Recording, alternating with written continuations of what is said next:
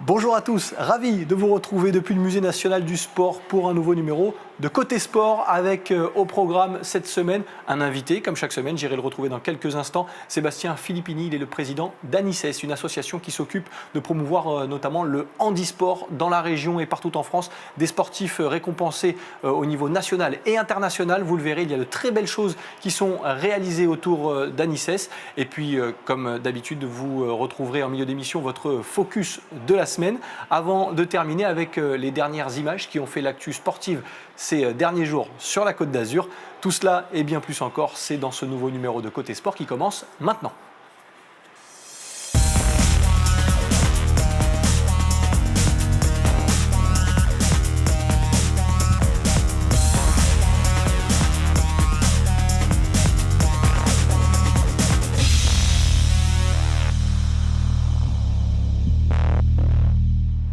Merci d'être fidèle à votre magazine 100% Sport, 100% Côte d'Azur, toujours très bien installé ici depuis le Musée national du sport où on va ensemble faire le tour de l'actualité sportive azuréenne. Dans un instant, je retrouverai Sébastien Filippini pour parler handisport largement et c'est tout à fait mérité. Vous le verrez, il y a de très belles choses réalisées à Nice. Mais juste avant, on va d'abord commencer avec des premières images de sport. Forcément, c'est le tout image de la semaine.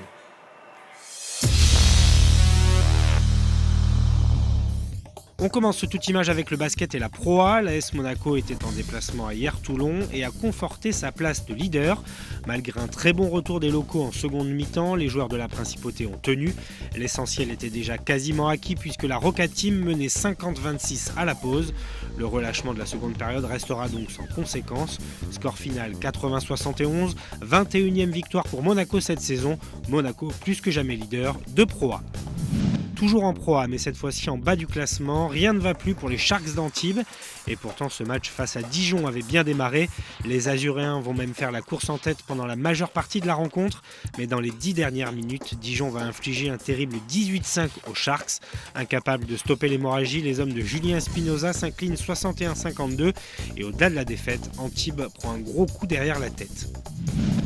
On parle volleyball à présent avec la 21e journée de Ligue A masculine. Le Nice Volleyball avait fort à faire puisque les Niçois recevaient le leader Chaumont.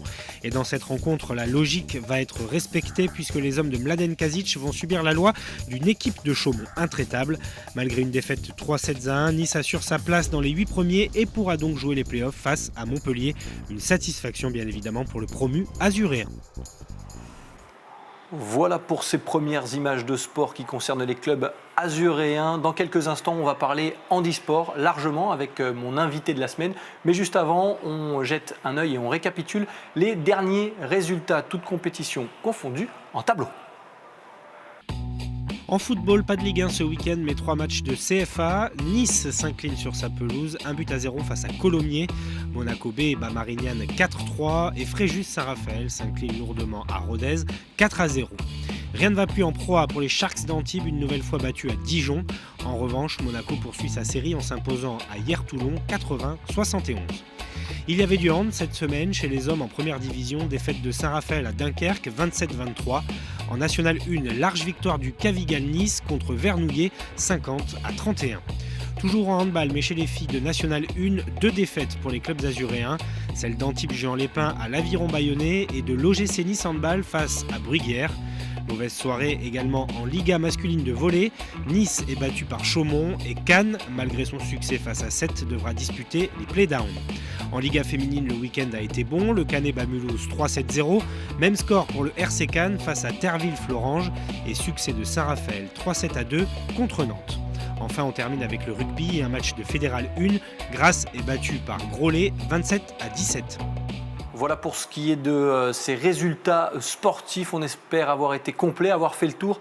Vous qui attendez ce moment de parler handisport, forcément Côté Sport est là pour ça aussi. Il y a une association à Nice qui met en avant de nombreuses disciplines autour du handicap. Le boulot est plutôt bien fait, vous allez le voir.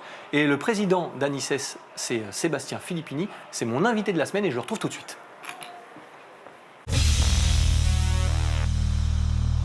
Avec le président de l'association niçoise d'initiative culturelle et sportive. Sébastien Filippini, bonjour. Bonjour Sébastien. Merci d'avoir accepté notre invitation. Il était temps qu'on mette à l'honneur une nouvelle fois votre association, je le disais, qui va fêter ses 10 ans cette année. C'est une date importante, une année importante pour vous. On va revenir bien sûr sur tout ce que vous faites au quotidien pour développer le handisport, partager surtout, puisqu'il y a beaucoup de notions de partage dans ce que vous faites aujourd'hui. Un mot d'abord, on va commencer par le commencement. Il y a 10 ans, lorsque vous décidez de créer cette association, vous vous dites quoi? Pourquoi elle vient cette idée finalement? Mais au départ, la création de l'association à Nice s'est faite que je voulais développer le torbal sur Nice et sur le département. Mais au moins déjà sur Nice. Puisque vous pratiquiez. Voilà, c'est ça, puisque le torbal, c'est un sport que je pratique depuis 22 ans maintenant. Vous ne les faites pas, bravo. Merci. Ça faisait 12 ans que je pratiquais ce sport et c'est vrai que quand j'étais dans diverses associations, on n'avait pas trop la possibilité de pouvoir le développer comme je le pensais, comme je voulais.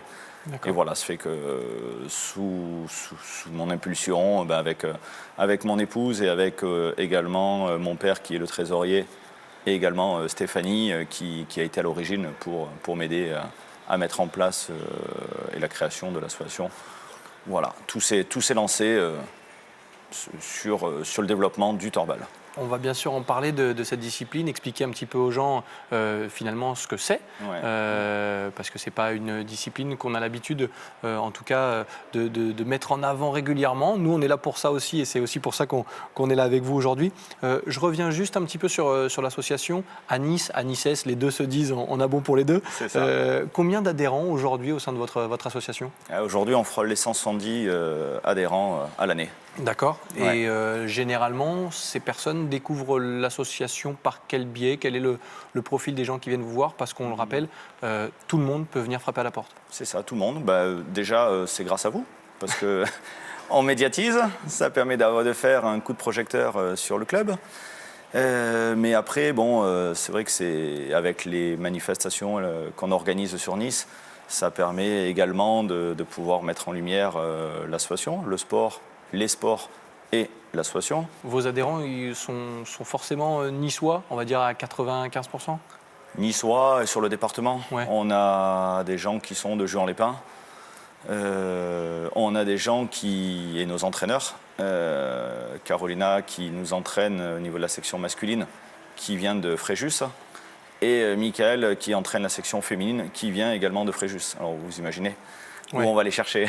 Ouais, mais c'est et plutôt bon signe. ça fait 10 ans qu'ils sont à nos côtés également. Vous l'avez dit il y a un instant, il n'y a pas que le torbal dans votre association. Beaucoup de disciplines. Si on devait faire un petit tour d'horizon et expliquer aux gens qu'on peut pratiquer vraiment tous les sports, quelles sont les disciplines qui sont disponibles, accessibles en tout cas chez vous? Alors, on a une section tandem, vélo à deux, avec un pilote voyant bien sûr et un coureur derrière déficient visuel, malvoyant ou aveugle. On a la course à pied, l'athlétisme. On a la natation. On a le shodan. C'est du tennis de table pour personnes aveugles. On a du blind tennis depuis 1 an et demi maintenant. On a le snowboard pour personnes handicapées physiques avec sous la houlette de Patrice Baratero qui a participé aux Jeux paralympiques à Sochi dernièrement. Nous avons de la randonnée également. C'est déjà pas mal. Hein? C'est déjà pas mal, ouais. Oui, non, c'est déjà pas mal. Mais c'est surtout la preuve qu'on peut pratiquer une multitude de sports. Et ce qui est important aussi de signaler, c'est qu'on peut venir chez vous pour le pratiquer en compétition, mais aussi en loisir. Oui, c'est ça. Ouais, c'est vrai que le loisir, c'est vrai que ça permet une personne qui veut faire du sport sans atteindre des niveaux internationaux, mondiaux, etc. On peut venir faire du sport pour se faire plaisir, pour rencontrer des personnes. Et c'est vrai que c'est la base parce que le loisir au départ, la première année, la deuxième année, hop, allez vas-y, signe la licence compétition et on est parti.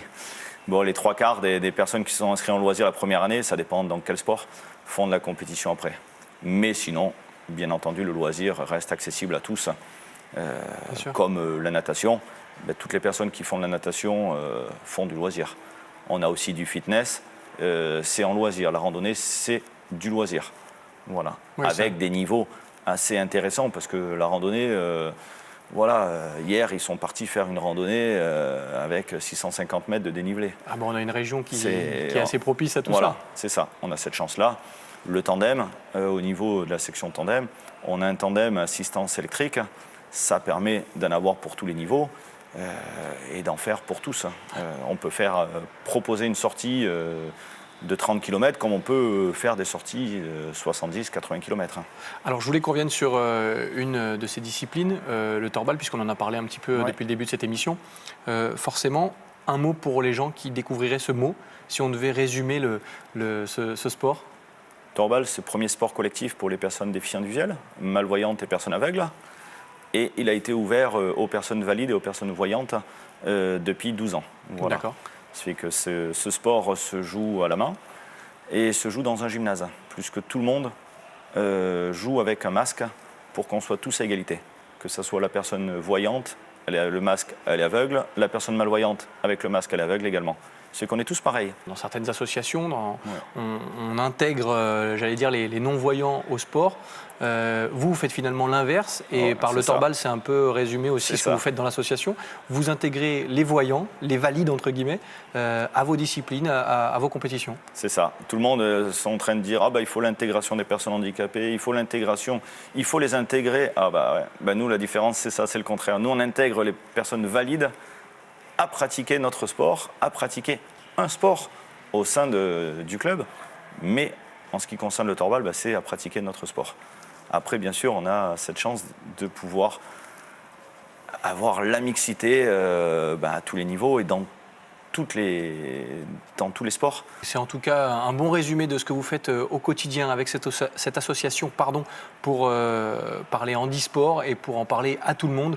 La notion de partage, elle est importante. On va continuer d'en parler dans la deuxième partie de cette émission, mais nous, comme d'habitude, on fait une petite pause, on ouvre une parenthèse et on s'intéresse à d'autres disciplines avec le focus de la semaine et on se retrouve dans quelques instants ici pour continuer à parler handisport depuis le Musée national du sport. Jérôme Hardisson, triple champion du monde, est en plein entraînement pour préparer son prochain combat dans un mois. Le Niçois s'est lancé le défi de boxer dans la catégorie supérieure. Une préparation qui demande beaucoup de sacrifices. Ouais, bien sûr, il y a des régimes, donc on s'entraîne 6 jours sur 7. Donc des fois 5 jours sur 7, ça dépend des charges d'entraînement. Pareil, des fois on s'entraîne 2 fois par jour, donc en fonction du programme. Voilà, c'est une grosse charge d'entraînement, des régimes, une catégorie de poids à tenir. Donc pareil, ça fait partie des contraintes. Personnellement, c'est ce qu'il y a de plus dur, j'aime bien manger. Il faut tenir le régime. C'est vraiment un tout, c'est des sacrifices. On ne peut pas boire ce qu'on veut, on ne peut pas manger ce qu'on veut. Le week-end, les potes ils sortent, toi tu restes à la maison. C'est partie du sport de haut niveau.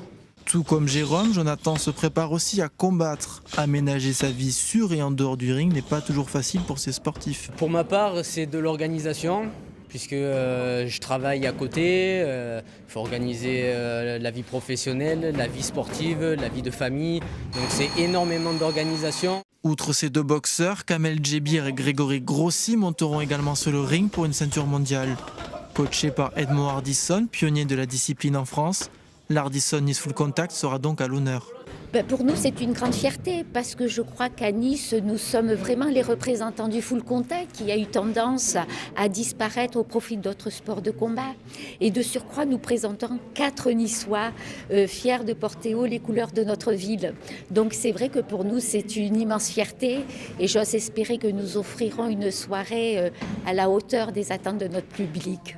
Cette soirée sera animée par le speaker habituel du stade de l'OGC Nice. Sa mission sera de chauffer la salle. Je pense qu'il y aura plus de coups que ce qu'on peut voir sur les terrains de Ligue 1, il y a des chances. Ensuite, pour le reste, ça va être un nouvel environnement, ça va être une nouvelle ambiance, c'est un autre sport, donc les passerelles ne sont pas évidentes à trouver entre les deux. Mais on essaiera de porter haut les couleurs du club et puis qu'on remporte les 4 couronnes, ça serait magnifique. La soirée mondiale aura lieu le samedi 22 avril à la salle L'Hérite de Nice, où 2000 personnes pousseront nos Niçois vers la victoire.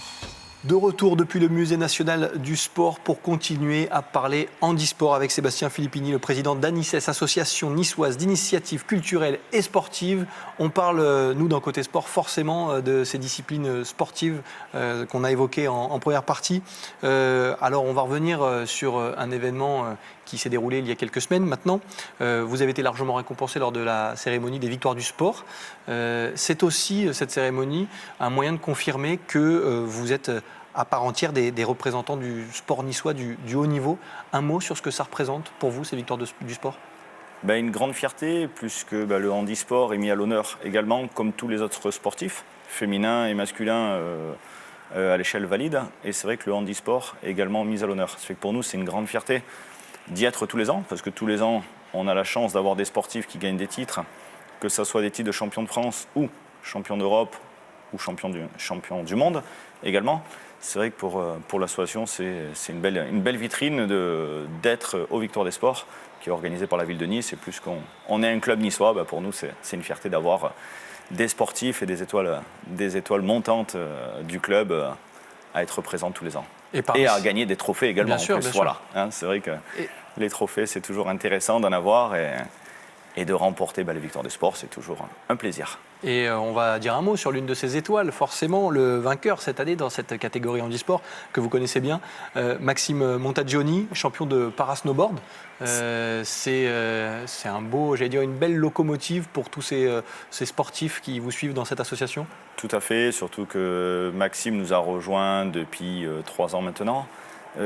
Pareil, hein, c'est Patrice, grâce à Patrice Baratero qui l'a rencontré, qui lui a parlé du snowboard avec plaisir, avec amour, puisque Patrice en fait et développe cette discipline c'est un vrai passionné. De main de maître. Voilà, ouais, c'est un vrai passionné et il développe le snowboard au maximum pour que toutes les personnes en situation de handicap physique puissent pratiquer la discipline aussi. Et il réussit très bien parce que c'est vrai qu'en nous amenant Maxime au club, lui qui faisait avant du taekwondo, c'est vrai que ça a été une belle preuve.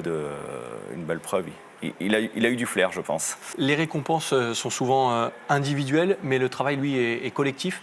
Un mot sur l'organisation de votre association. Comment ça se passe au quotidien? Comment on fait vivre tout ça? On fait vivre tout ça déjà avec... j'ai la chance d'avoir, on va dire, un de mes bras droits qui est François Dumont, qui est agent de développement de l'association. Ça fait que c'est le seul salarié du club. Et c'est vrai que depuis presque 3 ans maintenant, on a été obligé d'ouvrir les portes à un poste salarié parce que c'était compliqué de travailler qu'avec des bénévoles. Et c'est vrai que François œuvre dans ce domaine, est toujours présent et travaille bien à nos côtés. C'est vraiment, pour moi, c'est une grande aide. Mais à côté de François, comme je dis toujours, François c'est bien, Sébastien c'est bien, mais derrière j'ai la chance d'avoir une armée de bénévoles.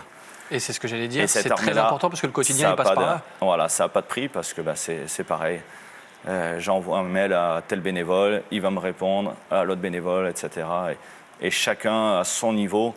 Je prenais l'exemple de Carolina et Michael, les entraîneurs de Torbal, qui viennent du Var, qui sont pas rémunérés en tant que bénévoles. J'ai également ma secrétaire Léna, mon père qui fait un travail aussi formidable. On a, je pourrais en citer d'autres parce qu'on en a plus d'une trentaine, nos pilotes de tandem qui donnent de leur temps pour aller faire des initiations dans les écoles, comme Gilbert, comme Alain, comme Franco, Robert, etc. C'est vrai j'ai la chance d'avoir une belle équipe de bénévoles. Alors je voulais qu'on dise un mot, on l'a dit en début d'émission, cela fait 10 ans maintenant que l'association existe, vous fêtez vos 10 ans cette année. C'est ça. Qu'est-ce qui a changé finalement depuis 10 ans ? Puisque forcément on parle toujours du regard des gens sur le handicap. Comment ça a évolué depuis 10 ans en termes de sport notamment ? Ça a énormément évolué, on était 17 en 2007, on est 170 maintenant. Je pouvais regarder le soir tranquillement le journal de TF1. Bon, excusez-moi. Ou d'Azur TV, c'est pas mal aussi. Ou d'Azur TV, ouais, c'est on va dire ça comme ça. Non, mais voilà, je pouvais être tranquille. Mais là, maintenant, j'ai un peu de temps à moi. Mais bon, voilà, il y a beaucoup de temps passé à l'association également. Je passe beaucoup de temps. Mais ça confirme aussi que le sport est un vecteur essentiel dans l'acceptation de l'autre, forcément, et par rapport à l'évolution du regard que peut avoir la société sur le handicap, le sport est peut-être le meilleur moyen de faire évoluer ces regards. Ouais, il y avait... il y avait de la demande et il y a de la demande. Alors c'est vrai qu'il y avait un manque sur Nice de développer certaines disciplines pour personnes en situation de handicap. Alors c'est vrai qu'on a une forte population de personnes déficientes visuelles, mais les personnes en situation de handicap physique arrivent également et nous rejoignent en voulant faire du sport, en voulant se surpasser. Et c'est vrai que plus on fait des interventions, plus on communique, plus on est présent et plus on nous tape à la porte en disant coucou, est-ce qu'on peut avoir besoin de... Est-ce qu'on peut intégrer votre association? Est-ce que... Bon voilà. On l'a compris, l'association vit bien, continue de faire parler du handisport et c'est tant mieux. Qu'est-ce qu'on peut vous souhaiter finalement, Sébastien Filippini? La réussite, que tout le monde soit heureux, que tout le monde prenne du plaisir que les bénévoles prennent du plaisir dans ce qu'ils apportent et le temps qu'ils donnent, qu'ils puissent en être heureux. Voilà, c'est le plus important et que nos sportifs après, prennent du plaisir dans chaque discipline. C'est le plus important pour moi, en tout cas. Après, bien entendu, s'il y a un ou deux partenaires qui veulent nous rejoindre, ils seront les bienvenus de toute façon pour continuer à nous développer et pour continuer à rentrer dans le capital des partenaires que l'association détient déjà. Mais voilà, tout le monde est le bienvenu, qu'on soit en situation de handicap, qu'on soit valide, voilà, qu'on ait envie de partager de bons moments, les portes sont grandes ouvertes pour tout le monde. Voilà, avec un mot-clé, vous l'avez dit, partager. Merci en tout cas Sébastien d'avoir été notre invité, d'avoir parlé handisport avec nous. C'était important de mettre en avant votre travail au quotidien. Merci à vous. Merci à vous tous qui nous suivez. Mais restez avec nous puisqu'on n'en a pas encore terminé. On jette un œil aux dernières images qui ont fait l'actualité sportive ces derniers jours. Et puis on se retrouve ici depuis le Musée national du sport pour faire le point notamment sur votre agenda des prochains jours. Vise bien le côté. Hein.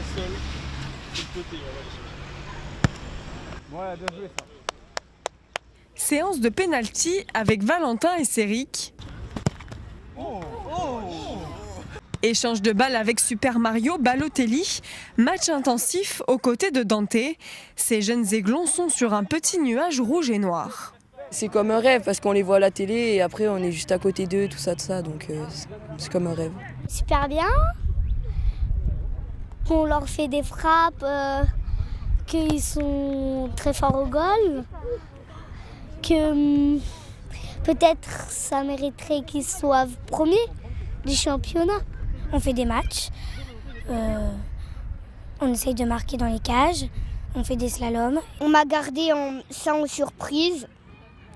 Quand je suis arrivée là, je me suis dit que c'était ça. Ils sont gentils, au match ils nous ont beaucoup aidés. Près de 70 enfants ont savouré cet entraînement, le tout sous l'œil attentif et attendri des aiglons, un moment pour partager leur passion. C'est sûr, quand j'étais petit, je faisais pareil, on essayait d'aller voir, nous c'était pas les pros à Saint-Raphaël, mais voilà, c'était un CFA, donc non, c'est toujours un bonheur. Ouais. Ici, le club, de toute façon, ils ont cette philosophie de sortir beaucoup de jeunes joueurs avec beaucoup de talent, donc voilà, j'aime bien toujours avoir ces petits moments avec les enfants, je pense que ça fait du bien. Un moment inoubliable pour les jeunes supporters, de quoi susciter quelques vocations et rassembler encore de nouveaux adhérents. Le club leur donne déjà rendez-vous l'année prochaine pour une 15e édition. Voilà pour ces dernières images qui ont fait l'actualité sport sur la Côte d'Azur. On n'en a pas encore tout à fait terminé de ce nouveau numéro de Côté Sport, puisqu'il est temps maintenant de jeter un œil à votre agenda. Forcément, il y aura encore pas mal de manifestations sportives sur les terrains azuréens, dans les salles de sport azuréennes. Je vous laisse regarder ce qui vous attend pour ces prochains jours. Samedi, l'AS Monaco tentera de remporter un premier titre cette saison en finale de la Coupe de la Ligue contre le PSG. Le lendemain, retour de la Ligue 1 avec une belle affiche à l'Allianz Riviera entre l'OGC Nice et les Girondins de Bordeaux. Vendredi soir, il y aura du basket avec la Pro A et un match capital pour les Sharks d'Antibes face à Chalon-sur-Saône. Samedi, l'AS Monaco Basket sera en déplacement sur le parquet de Gravelines Dunkerque. En Ligue féminine, dernier match de la saison régulière pour les filles du Cavigal à Bourges et ce sera mercredi. En handball, toujours mercredi chez les hommes, Saint-Raphaël accueillera Chambéry. En National 1, le Cavigal Nice Handball sera à Amiens. En LFH, l'OGC Nice défiera Metz, pendant que la réserve niçoise ira à Aix en National 1. Dans le même temps, Antibes jouera à Toulouse. On termine avec le rugby et la Fédérale 2. Le CARF de Fréjus-Saint-Raphaël sera opposé à Montélimar et le Stade niçois à Château-Renard. On arrive désormais au terme de cette émission. Merci à tous de nous avoir suivis. Merci à Sébastien Liotard et ses équipes. Merci à Ilan Dehé, l'homme à la moto, Théo Sarfati. Merci à Stéphanie Almeras. Et on se retrouve lundi prochain pour un nouveau numéro de Côté Sport. Et n'oubliez pas qu'on a tous un Côté Sport. Bye bye.